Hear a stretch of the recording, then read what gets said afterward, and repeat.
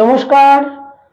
2025 জানুয়ারি 2025 সালের জানুয়ারি মাস এবং মীন রাশি মীন লগ্ন সাইন স্পাইসেস ন্যাচারাল জোডিয়াকের যেটা দ্বাদশ ঘর বা 12th হাউস।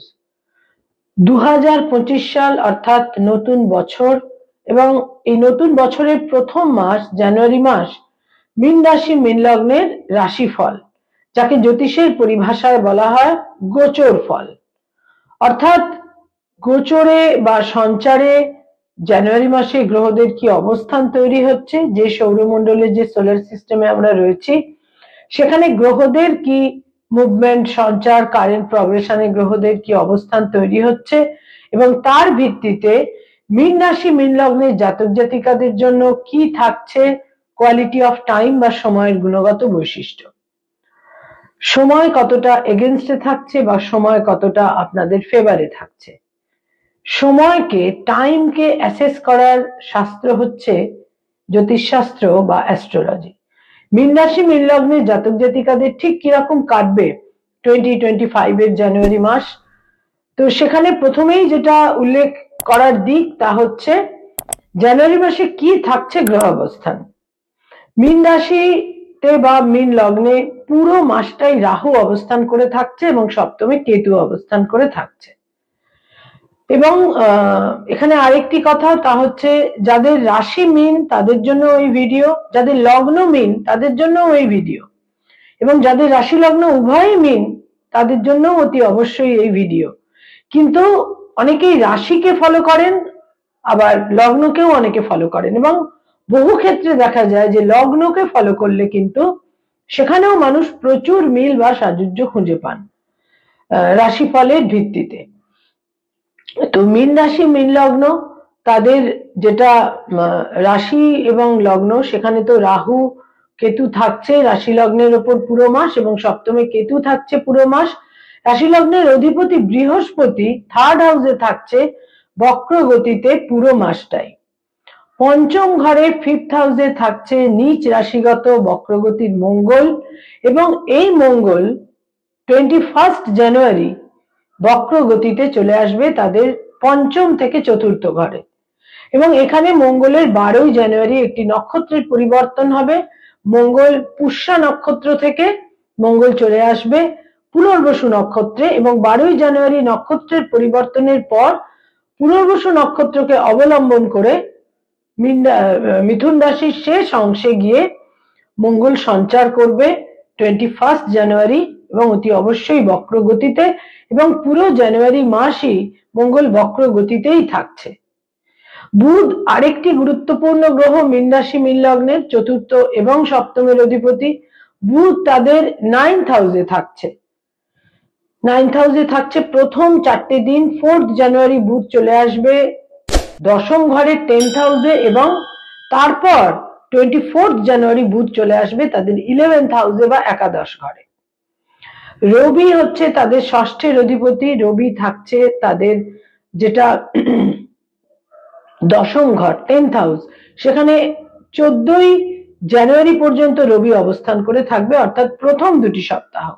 তারপর রবি চলে আসবে তাদের 11th হাউসে। 14th জানুয়ারি রবি চলে আসছে তাদের একাদশ ঘর বা 11th হাউসে। এছাড়া শনি এবং শুক্র একই সঙ্গে তাদের দ্বাদশে বা 12th হাউসে অবস্থান করে থাকবে। শনি পুরো মাসটাই থাকছে জানুয়ারি মাসের তাদের দ্বাদশে 12th হাউসে এবং পূর্ব ভাদ্রপদ নক্ষত্রে, এবং তার সঙ্গে সঙ্গে শুক্রও থাকছে 28 জানুয়ারি পর্যন্ত। 28শে জানুয়ারি শুক্র চলে আসছে তাদের রাশি লগ্নের উপর। তাদের রাশি লগ্নে শুক্র গোচর করতে শুরু করবে 28 জানুয়ারি, এবং এখানে শুক্র এক্সাল্টেড হবে। এখানে শুক্র দীর্ঘ সময় অবস্থান করবে। যে শুক্র মাত্র 27-28 দিন অবস্থান করে, সেই শুক্র এখানে প্রায় 5 মাস মতো অবস্থান করবে মীন রাশিতেই বা মীন লগ্নে, এবং এখানে শুক্র বক্র গতিতে যাবে। সেটা 28শে জানুয়ারি শুক্র প্রবেশ করবে তাদের যেটা রাশি লগ্ন তার উপর, এবং মার্চে গিয়ে শুক্রের বক্র গতি হবে মীন রাশিতে। তো এখানে গ্রহাবস্থানের ভিত্তিতে কি হতে চলেছে মীন রাশি মীন লগ্নের জন্য 2025 সালের জানুয়ারি মাস।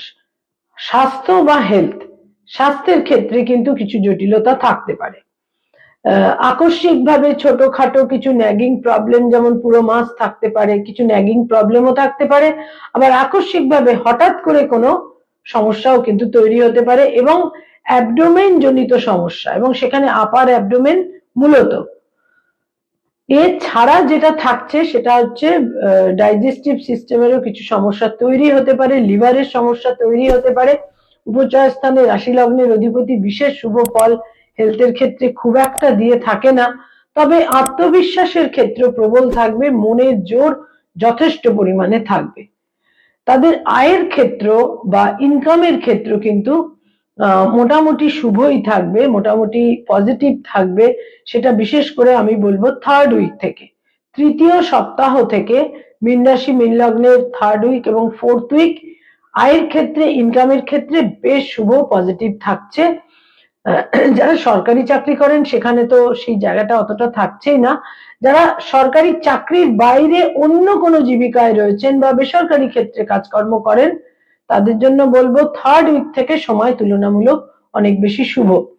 ব্যয় ভাব বা ব্যয়ের ক্ষেত্র কিন্তু বিভিন্ন কারণে বেশ প্রবল থাকছে, নানা রকম কারণে ব্যয়ভাব অতীব প্রবল থাকবে। কোথাও কোথাও কিছু লাক্সারির কারণে, কোথাও কোথাও যেটা আরো বিশেষ গুরুত্বপূর্ণ দিক তা হচ্ছে পরিবারে কারুর বা নিজের কোনো রকম হেলথের কারণে কিছু এক্সপেন্স বা কিছু ব্যয়ের প্রাবল্য তৈরি হতে পারে। কোথাও ইনহেরিটেন্সের কারণে, ইনহেরিটেন্সের সূত্রে কিছু জটিলতা ইত্যাদির কারণেও একটা ব্যয়ের প্রাবল্য তৈরি হতে পারে। এবং কোনো প্লেজার ট্রিপ, কোনো বিনোদন, এন্টারটেনমেন্ট, লাক্সারিয়াস আইটেম ক্রয় করা, এই সমস্ত কিছুর কারণে কিন্তু ব্যয়ভাব প্রবল থাকবে এবং ভ্রমণের যোগ থাকছে, তীর্থ ভ্রমণের যোগ থাকছে বিশেষ করে এই জানুয়ারি মাসে, এবং এই সমস্ত কারণে ব্যয়ের কিন্তু একটা আধিক্য প্রাবল্য বিশেষভাবে থাকছে এই জানুয়ারি মাসে। মীন রাশি মীন লগ্নের জাতক জাতিকা যারা কোনো আইনি সমস্যা, লিটিগেশন, মামলা মোকদ্দমার মধ্যে রয়েছেন, অলরেডি বহু মীন রাশি মীন লগ্নের জাতক জাতিকা কিন্তু একটা লিটিগেশনের মধ্যে রয়েছেন, তাদের জন্য বলবো এই মাসে প্রত্যেকটা সিদ্ধান্ত নেওয়ার ক্ষেত্রে সতর্ক হতে হবে, রিজিড থাকা খুব একটা উচিত নয়, সর্বক্ষেত্রে একটা ফ্লেক্সিবল হওয়া উচিত, কম্প্রোমাইজিং থাকা উচিত, এবং কিছুটা জটিলতা কিন্তু বৃদ্ধি পাবে আইনি বিভিন্ন সমস্যার ক্ষেত্রে। এবং বহু ক্ষেত্রে যেটা অলরেডি হয়তো অনেকেরই হয়েছে সেটা হচ্ছে ডাইভোর্স সংক্রান্ত মামলা মোকদ্দমা রয়েছে, সেখানেও কিন্তু কিছুটা অ্যাগ্রাভেশন, কিছুটা চাপ বৃদ্ধি পেতে পারে। নতুন করে মামলা মোকদ্দমার সমস্যা এই জানুয়ারি মাসে তৈরি হতে পারে, বিশেষ করে জানুয়ারি মাসের শেষ 10টা দিন পুলিশি ঝামেলা, আইনি সমস্যা ইত্যাদি কিন্তু তৈরি হতে পারে। সেখানেও আমি বলবো নিজের ইগোকে, নিজের যে ইগো সেটাকে কিছুটা কন্ট্রোলের সংযমের মধ্যে রাখা উচিত। যারা মীন রাশি মীন লগ্নের জাতক জাতিকা যারা কোনো স্থাবর সম্পত্তিতে বিনিয়োগ করতে চাইছেন সেক্ষেত্রে বিশেষ কোনো নেতিবাচক দিক থাকছে না, কিন্তু লাস্ট 10 ডেজ অতটা শুভ থাকছে না, প্রথম 20টা দিন তুলনামূলক শুভ। যারা কোনো স্থাবর সম্পত্তি, জমি বাড়ি, ফ্ল্যাট ইত্যাদি ক্রয় করতে চাইছেন বা বিনিয়োগ করতে চাইছেন। এরপর যেটা খুব গুরুত্বপূর্ণ দিক সেটা হচ্ছে যে যারা পেরেন্টস, পিতা মাতা, মীন রাশি মীন লগ্ন যারা পিতা মাতা, সন্তানের ক্ষেত্রে কিন্তু একটা উদ্বেগের ক্ষেত্র থাকছেই। সন্তান সম্পর্কে কিছুটা উদ্বেগ, দুশ্চিন্তা, অ্যাংজাইটি থাকছে, বা সন্তানের কোনো কারণে একটা বিশেষ মানসিক চাপ আপনাদের মধ্যে তৈরি হতে পারে, এবং সন্তানের শরীর স্বাস্থ্য কিছুটা আপনাদের মনোকষ্টেরও কারণ কিন্তু হতে পারে। যারা শিক্ষার্থী, বিদ্যার্থী, স্টুডেন্ট যারা এই মুহূর্তে পড়াশোনার জগতে রয়েছেন তাদের জন্য বলবো এই মাসে মনঃসংযোগের ক্ষেত্রে কিছুটা অসুবিধে থাকতে পারে, একটা অস্থিরতা, রেস্টলেসনেস কাজ করতে পারে। তবে উচ্চ শিক্ষার ক্ষেত্রে যারা পিএইচডি করছেন, রিসার্চ ওরিয়েন্টেড কাজকর্ম করছেন তাদের জন্য কিন্তু এই মাস শুভ, বিভিন্ন ভাবে শুভ ফল পাবেন, এবং পরিবার, মা এবং পরিবার পরিজন, ফ্যামিলি মেম্বারদের একটা সাপোর্ট ছাত্রছাত্রীরা বিশেষভাবে কিন্তু পাবেন, যারা শিক্ষার্থী বিদ্যার্থী, যারা রিলেশনশিপ প্রেম প্রীতি প্রণয়ের মধ্যে রয়েছেন তাদের জন্য বলবো এই মাসে সম্পর্কের মধ্যে প্রচুর জটিলতা আসতে পারে, ব্রেকআপ হতে পারে, একটা মিসআন্ডারস্ট্যান্ডিং তৈরি হতে পারে, যথেষ্ট সতর্ক কিন্তু থাকতে হবে। যারা অলরেডি বিবাহিত দাম্পত্য জীবনে রয়েছেন তাদের জন্য কিন্তু এই মাস যথেষ্ট শুভ। স্বামী বা স্ত্রীর অ্যাচিভমেন্ট, স্বামী বা স্ত্রীর সাফল্য, স্বামী বা স্ত্রীর একটা মর্যাদা ইত্যাদির ক্ষেত্র অতীব শুভভাবে কিন্তু থাকছে।